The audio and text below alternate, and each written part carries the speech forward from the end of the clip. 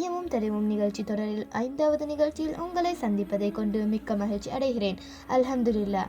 அந்த வகையில் இன்றைய தினத்தின் பாடத்தினூடாக நோன்பை முறிக்காத விடயங்களை உட்நோக்குவோம்.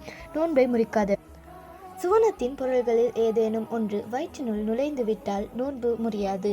அதேபோல் உலக பொருள்களில் ஏதேனும் ஒன்று சுயவிருப்பமின்றியோ அல்லது மறதியுடனோ வயிற்றினுள் நுழைந்துவிட்டால் நோன்பு முறியாது. இன்னும் சுயவிருப்பமின்றியோ அல்லது மறந்தோ உடலுறவு கொண்டாலும் இந்திரியம் வெளியானாலும் நோன்பு முறியாது.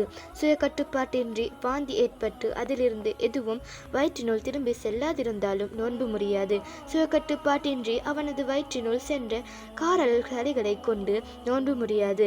கண்களுக்கு சுர்மா இடுவதினாலும் தலைக்கு எண்ணெய் தேய்ப்பதினாலும் தொண்டையின் அவற்றின் சுவையை பெற்றுக்கொண்டாலும் கூட நோன்பு முறியாது. கொசு சுத்தம் செய்யும் போது அல்லது மாவை சலிக்கும் சமயத்தில் ஏற்பட்ட தூசி ஆகியவை வயிற்றினுள் சென்றாலும் நோன்பு முறியாது. அவற்றை விட்டு தவிர்த்திருக்க சக்தி இருப்பினும் சரியே.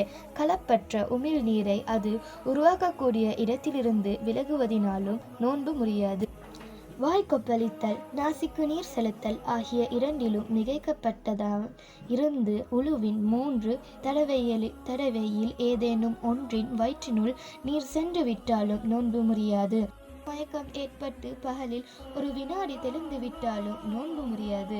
ஆனால் ஒரு நிபந்தனை என்னவென்றால் இரவிலேயே நோன்பின் நீயத்து இருந்திருக்க வேண்டும்.